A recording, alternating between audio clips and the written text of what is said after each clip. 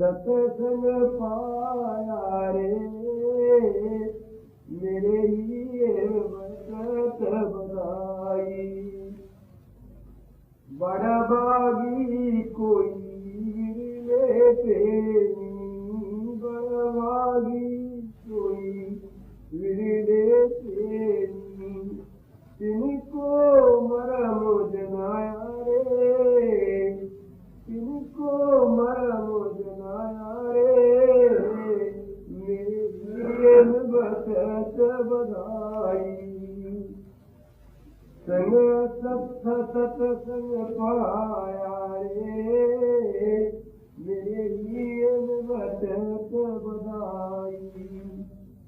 राधा स्वामी मेरे से जीव उबारे, राधा स्वामी मेरे से जीव उबारे, उन महिमा अगम अपाया रे, उन महिमा अगम अपाया रे मेरे लिए बरकत बधाई। सत्संग पाया रे मेरे लिए बरकत बधाई।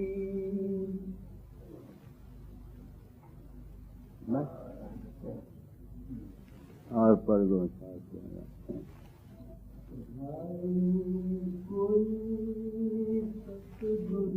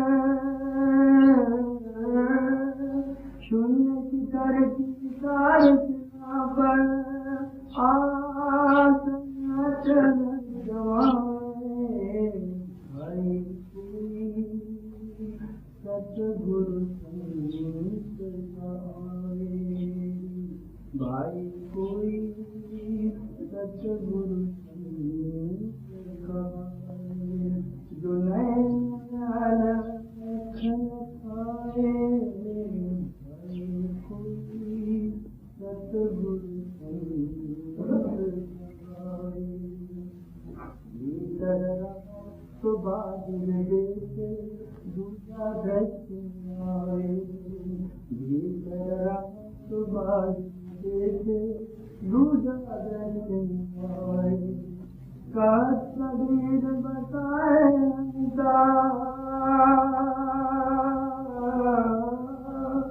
कहत कबीर बताए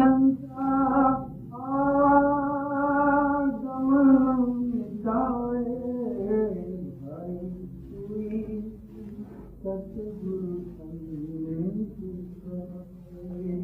जो नैन खन खाए भाई भव से इसी जगत को पढ़ो, क्या नाम सुना है वो तुम पढ़ चुके हो।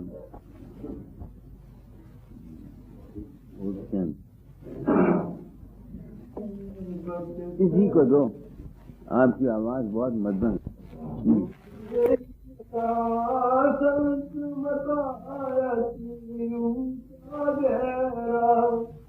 वेद कथे उन जाना रे, वेद कथे उन जाना रे, मेरी बचत बधाई।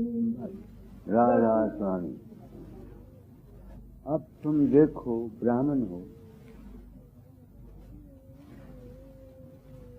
मैं भी ब्राह्मण हूँ, वेदों और देवों को मानने वाला। किस्मत मेरी, मौत, तकदीर, उसकी इच्छा मुझको दाता के चरण में ले गई।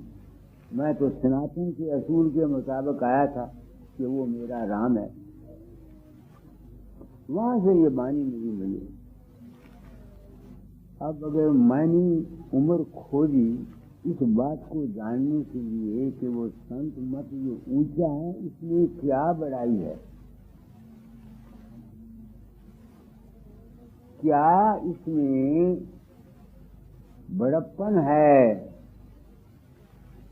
इसके जानने में मैंने अपनी उम्र खोजी। और अब पता लग गया कि वो कहाँ गया विनाश वाला। तुम वहां यहां बैठो, दूर की दुआ से बैठो, पगला ना हो।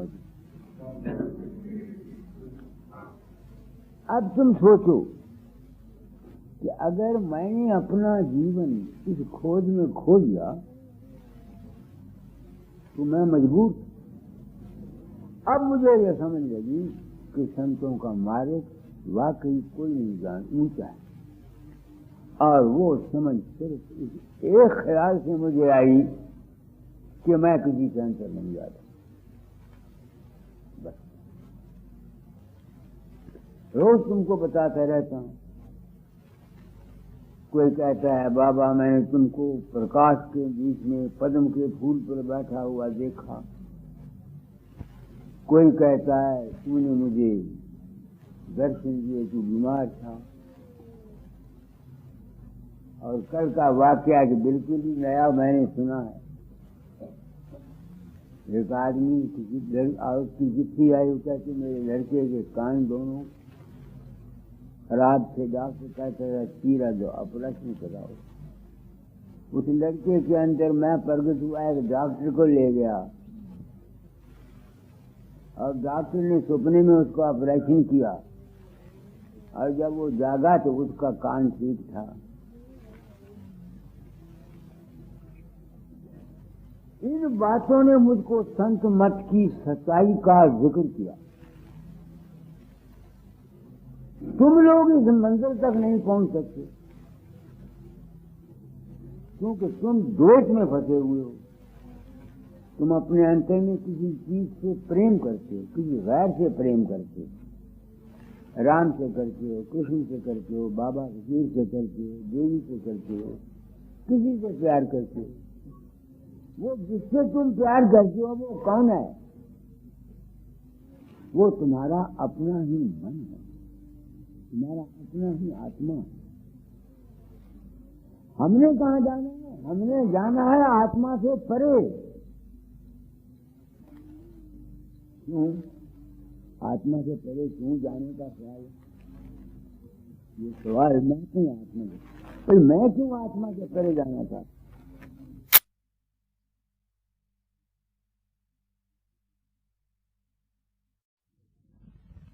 कल को मालूम नहीं थी और क्या तकलीफ हो, ये तो भगवान के हाथ में।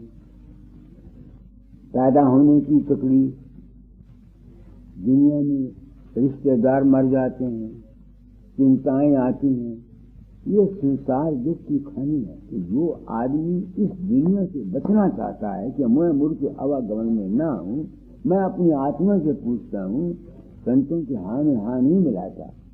क्या कोई तरीका ऐसा है जिससे हम आवागमन में ना आए? ये एक सवाल। आवागमन कब आएगा? जब हमारे सोच का, हमारा जो असल में हम है, हमारा ताल्लुक किसी दूसरी चीज से होगा।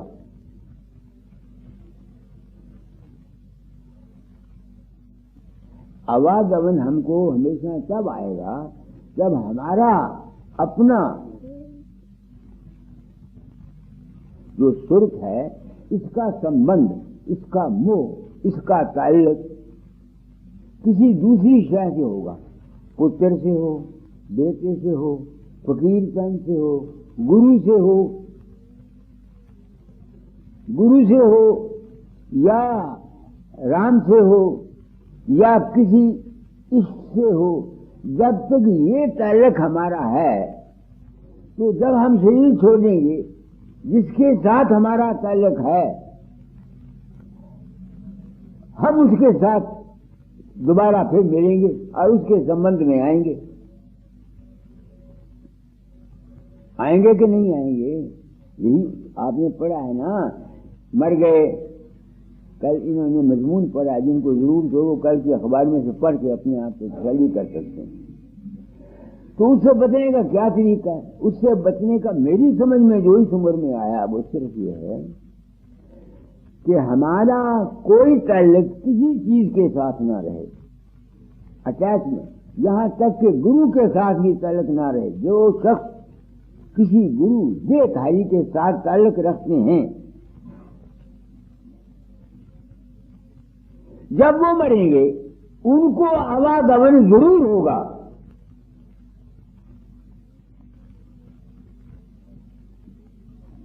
जो मैंने समझा, ये और बात है कि उसका आवागमन अच्छा हो। ये भी हो सकता है कि अगर किसी का ताल्लुक फकीर चंद के साथ है या किसी आदमी के साथ है, तो जिस देश में वो जाएगा मर के, वहां वो जाएगा। ये हो सकता है, इसको तो मैं मानने को तैयार हूं। इसलिए कबीर का शब्द तुमने पढ़ा है, सदगुरु की ड्यूटी क्या है? वही किताब पढ़ो जो इसने शब्द पढ़ा था, उसको पढ़ो। तुम्हारी आवाज होती आज दूर नहीं जाती। भाई कोई सदगुरु अलख लिखावे, तो सदगुरु की ड्यूटी ये है कि वो तुमको अलख लिखा दे। तुम लोग जो बाबा सावन सिंह या फकीर चंद या किसी के साथ ही सारी जिंदगी बंधे रहते हो, वो पूछते रहते हो, तुम्हारा आवागमन नहीं छूट सकता। मैं क्या कह रहा हूं? भाई को क्या शब्द पहला तो फिर वो जिस चीज को तुम देखते हो वो वाला ठिकाना हुआ।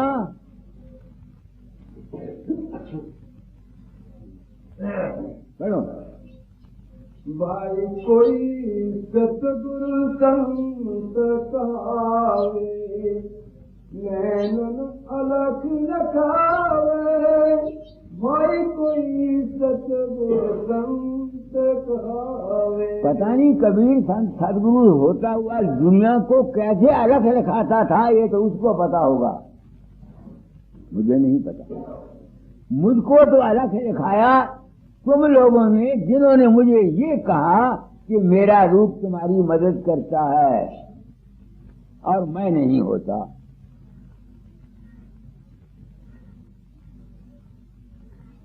अब साधन क्या करता हूं? अभी तक तो मैं जा नहीं सकता हूं, चलता रहता हूं और जो कुछ मेरे सामने नजर आता है उसको छोड़ता जाता हूं। छोड़ने की कोशिश करता रहता हूँ। तो जो चीज जब मैं जो कुछ भी मेरे सामने आएगा उसको मैं देखूं, वो मेरे सामने नहीं आएगा, तो जो बाकी रह जाएगा वो क्या होगा? अलग ही होगा ना, जिसको कोई रख नहीं सकता। तो जब तक हम साधन करते हैं, जो कुछ हमारे सामने आता है, खाए राम आए, कृष्ण आए, सूरज आए, चांद आए, अनेक प्रकार की रचना आए, वो तो अलग है नहीं, क्योंकि वो तो रखा जा रहा है। वो तो कहते हैं अलग को रखो। तो जब से मुझे ये तुम लोगों से ज्ञान हुआ, तुम आए हो मेरे पास, तुम मुझे गुरु मानते हो, मैं तुझे गुरु मानता हूं। मुझे गुरु बनने की हावत नहीं है, ना मैं मत्थे टिकाने की खास रखता हूं, ना ये बात नहीं। मैं आप लोगों की इज्जत करता हूं, मगर मेरे पास इतने फंड नहीं है बरखुरदार जो मैं लोगों की मदद कर सकूं। इतना पैसा नहीं। ये मेरी तरफ से तनख्वाह में सारी उम्र यहां पड़े रहो, मुझे मेरा क्या दुख। मैं सदगुरु को दर्शन रोज करता रहूंगा। अलग को कैसे रखा है? जो जो कुछ मेरे अंदर प्रकट होता है मैं जानता हूं ये अलग नहीं है।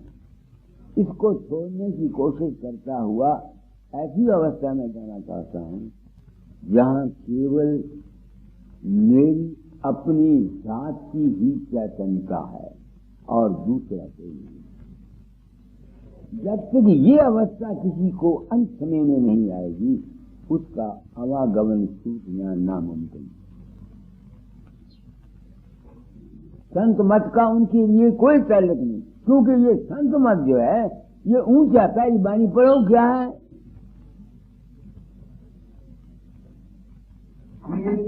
ये में बचत बधाई सत्संग पाया रे, मेरे लिए बचत बधाई। ये हजूर महाराज कहते हैं कि स्वामी जी की बातें उन्होंने समझी, मेरे हृदय में खुशी पैदा होती है।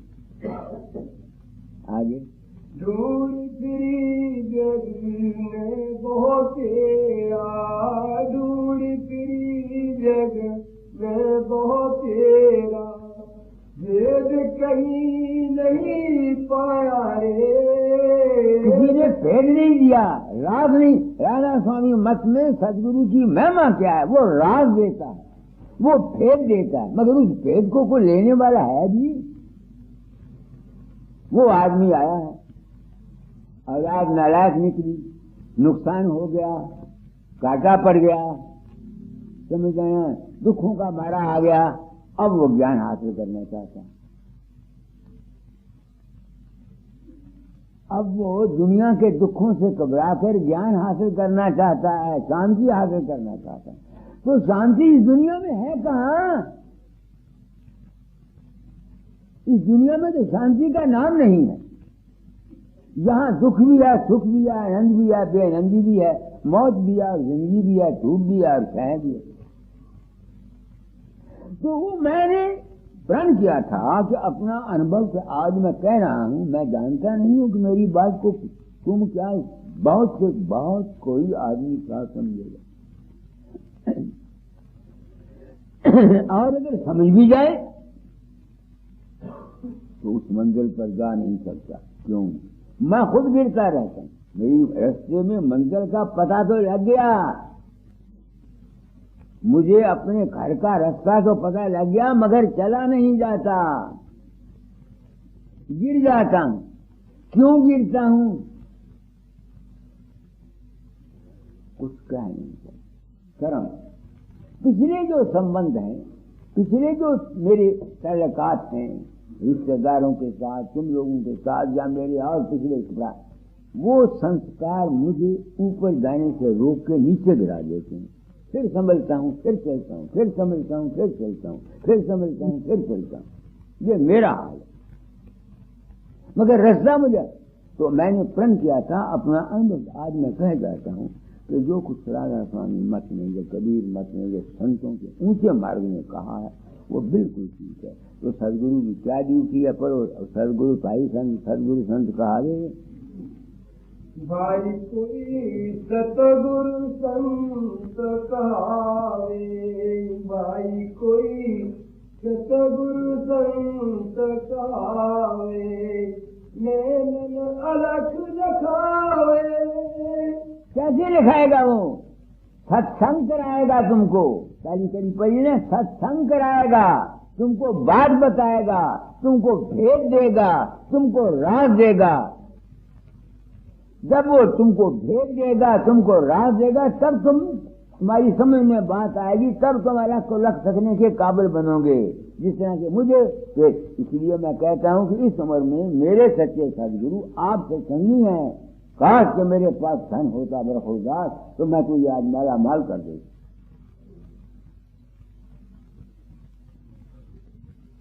तुम लोग मेरे सदगुरु, अगर ये ज्ञान मुझको न होता तो मैं शायद पागल बन के फिरता रहता। मुझे समझ में आती संत मत की, संत मत है क्या, क्यों इन्होंने सबका खंडन किया है, क्या बुजुर्गी है संत मत में। अब समझ में आगे डोलत डिगे न बोलत बिसरे, डोलत डिगे न बोलत बिसरे, जब उपदेश दृढ़ावे। जब उपदेश दृढ़ावे, जब वो वचन कहता है तो अपने रूप में ठहर के कहता है। अलख में रहता हुआ वो कहता है। अब अगर मैं अलख में रहूं तो तुमको जब उपदेश दूंगा, क्या उपदेश दूंगा? यही सत्संग जो मैं दे रहा हूं, अलग दे पे जो तुमको पढ़ाने दे रहा। सारी मंजिलें तो अब मैं पढ़ा नहीं सकता अगर मैं अलग में रह के बोलूं तो। अगर दुनिया की बातें बोलूं तो फिर मैं डोलूंगा, अपनी मंजिल से गिरूंगा। आगे प्राण पूजे क्रिया तेरा, प्राण पूजे क्रिया तेरा, सहज समाधि सिखावे, भाई कोई सतगुरु संत कहावे। अब कबीर का क्या मतलब है सहज समाधि से मुझे नहीं पता। सहज समाधि का ये मतलब है, जहां तक मैं सोचता हूं, मैं जहां बैठा हुआ हूं, मुझे पता है, फर्ज करो कि मंदिर मेरा नहीं, होशियारपुर मेरा नहीं, मेरा घर यहां नहीं है, मैं किसी और जगह गया नहीं है। जब मैं यहां आऊंगा, यहां जब किसी मकान को आग लगेगी या कोई मरेगा या कोई खुशी होगी, क्या मुझे उसका गम होगा? नहीं ना होगा। क्यों ना खुशी? क्योंकि मैं जानता हूं कि मेरा घर ये नहीं है। तो जो शख्स इस अवस्था में रहता है, वो दुनिया में रहता हुआ वो सब कुछ होता रहता है। कोई मरता है, कोई जन्मता है, कोई बीमार होता है, कोई कुछ होता है। वो जानता हुआ कि भाई ये तो है नहीं, उसकी वो जो मन है, सुरत है, वो विचलित नहीं है। इस सुरत का विचलित न होना ही सहज समाधि है। मैंने जो समझा, शायद कबीर की सहज समाधि कोई और हो, मुझको नहीं पता। मैंने सहज समाधि की आपको मिसाल दी। लड़कों ने कितना उपद्रव मचाया, यहाँ ठीक रहे, हमें कोई चिंता तो नहीं जाती। वो थोड़ा बहुत पंजाब के साथ हमारा मोह है, ये समझते हैं कि पंजाब देश हमारा है, इसलिए थोड़ी चिंता हमको हुई। समझ में बात आती है ना? अगर ये यकीन होता कि हम पंजाब के रहने वाले नहीं तो हमें कुछ ना, पाकिस्तान में क्या कुछ हो जाता, आपको चिंता आती है? वियतनाम में क्या कुछ हो रहा है, आपको चिंता आती है? क्यों नहीं आती? क्योंकि तुमको अपने रूप का ज्ञान है कि तुम जहां से रहने वाले नहीं। तो जो सदगुरु को ये यकीन हो जाता है कि भाई मेरा तो ये घर नहीं है, वो मेरा घर है, वो सहज समाज में रह सकता है। मैं अपनी बाबत जानता हूं, और कोई तरीका सहज समाज में रहने का हो, इसलिए ज्ञान के बिना सहज समाधि नहीं आती, और योग के बिना ज्ञान नहीं होता। आगे द्वार न रूंदे पवन न रोके, द्वार न रूंदे पवन न रोके, नहीं अनहद अरुण ये देखो, वो कहता है अनहद के पीछे भी नहीं फिरता है, वो शब्द के पीछे भी मैं चक्कर नहीं मारता। क्यों? तो उसको अपने रूप का ज्ञान हुआ होता है। मुझे पता नहीं कबीर को क्या ज्ञान हुआ, दाता क्या, मैं अपनी बाबत जानता हूँ, साधन करता रहता हूँ। रूप रंग आते हैं मेरे सामने, अब पुराने जो संस्कार हैं वो जागते हैं साधन में मेरे अंदर, उनको काटता रहता हूँ। तो उस चीज की तलाश में रहता हूँ जो प्रकाश में रहती है, प्रकाश को देखती है, शब्द में रहती है, शब्द को सुनती है। वो जो अवस्था है वो है हमारा अपना रूप। हम इस दुनिया में शरीर के धारण करने वाले, तो जिसको ये ज्ञान हो जाता है वो शब्द की भी वही हैसियत समझता है जो प्रकाश की समझता है, या जो दुनिया की है। ये तो प्रकृति खेल है, आएंगे आते रहेंगे, जब तो शरीर है शब्द भी आएगा, प्रकाश भी आएगा, मन भी फुरना फुरेगा, जिस्म में दर्द भी होती रहेगी, ये होता रहता है। मगर उसको चूंकि ज्ञान हो जाता है, इस वास्ते उसमें फंसता नहीं। मैं इस अवस्था का नाम सहज समाधि, इसको बोलते हैं सहज ज्ञान। आगे ये मन जाए जहाँ लगे जब ही, ये मन जाए जहाँ लगे जब ही, परमारथ दर्शावे। क्यों उसको ज्ञान हो जाता है कि मन का स्वभाव है, नहीं समझ में आती है। जब तक तुम्हारे पास मन है, जिस किस्म की तुम्हारी प्रकृति है, वो तो वैसा सोचेगा, फिर वो चिंता नहीं करता। वो दुनिया में रहता हुआ ये खेल समझता हुआ है, दुनिया को खेल समझना ही परमारथ। आगे कर्म करे कर्म रहे जो, कर्म करे ये कर्म रहे जो, ऐसी जुगत लखावे, ऐसी जुगत लखावे। सदा विलास त्रास नहीं मन में, भोग में जोग जगावे। भाई कोई इस अवस्था का नाम है जीवन मुक्त अवस्था। जब ज्ञान, बिना ज्ञान के शांति नहीं है, मगर ये ज्ञान जल्दी आता नहीं। जब तक इंसान को पहले वैराग हो, फिर वो साधन करे, साधन करने के बाद फिर उसको कोई सदगुरु मिले, उसके बाद जहाँ फिर उसको ये अवस्था आती है। आगे धरती जागे आकाशों जागे, धरती जागे आकाशों जागे, अधर बढ़ैया छावे, अधर बढ़ैया छावे। अजर मरैया क्या है कबीर को पता होगा, अपना रूप ही अजर मरैया है, अपना सेल्फ। आगे सुनित करके सार सदा पर, सुनित करके सार सदा पर, आसन अचल जमावे। भाई कोई सतगुरु संत का, सुन वो अवस्था जहाँ मन संकल्प नहीं करता, वहाँ ठहरे। हाँ भीतर रात बाहर देखे, भीतर रात बाहर देखे, दूजा दृष्टि में आवे, दूजा दृष्टि में। अर्जुन दो कहते हैं बाबा फकीर हमको नजर आता है, वहां आया, वो तो दूजा है। ये मन की एक बीमारी है। क्या कह रहा हूं? किसी को बाबा फकीर हर जगह नजर आता है, बाबा सामने से नजर आता है, किसी को राम नजर आता है, वो देखता है दरख्त में भी वही है, वही है, वही है, वही है। कई मेरे पास पागल बीमार आते हैं, उनको औरतें नजर आती रहती हैं, कोई जिन भूत नजर आते रहते हैं। ये है क्या? ये एक दिमागी बीमारी है। दुनिया इन बीमारों को पूजती है, दुनिया इन बीमारों को पहुंचा हुआ समझ के पूजती है। मगर जिनको ये नहीं आता उनको एक किस्म का आनंद मिलता है। जिस तरह पागल आदमी होता है ना, वो अपने आप में खुश है, उसको तो कोई दुख नहीं। मेरी लड़की है नीम पागल है, उसको तो कोई दुख नहीं। दुख तो हम मनाते हैं जो बार वाले हैं। इसलिए बार बार कहा जाता है काफी है, वही शब्द पढ़ो पहला। वो कहते हैं संत मता क्या है, वो मैंने बता दिया आपको थोड़े लफ्जों में। मैं बोलना नहीं चाहता था क्योंकि आप लोग आए हुए हैं, इस वास्ते आपको मैंने बता दिया। अब अपने अपने घरों को जाओ माई, आज समझते हो ना, सुखी रहो। एक रूप बना लो, उस रूप को अपने पास समझो। होशियार पर गुरु को मत समझो, अपने दिमाग में समझो। हर वक्त तुम्हारा वो राखा है, हर वक्त तुम्हारा वो साथी है। आगे मेरे लिए मैं बचत बधाई, सत्संग पाया रे।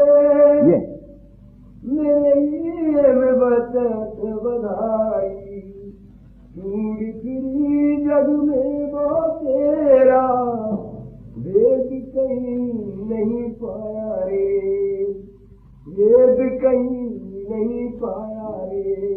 संत मतायत ऊंचा गहरा, संत मता अति ऊंचा गहरा, वेद कते न जाना रे, वेद कते न जाना रे।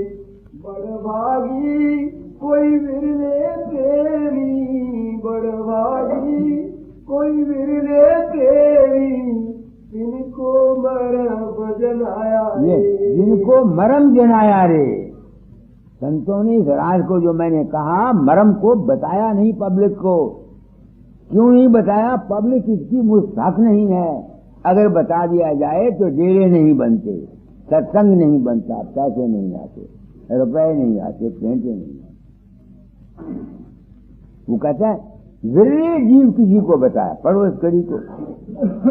बड़भागी कोई विरले प्रेमी, बड़भागी कोई विरले प्रेमी, जिनको मरम जनाया रे, जिनको मरम जनाया रे।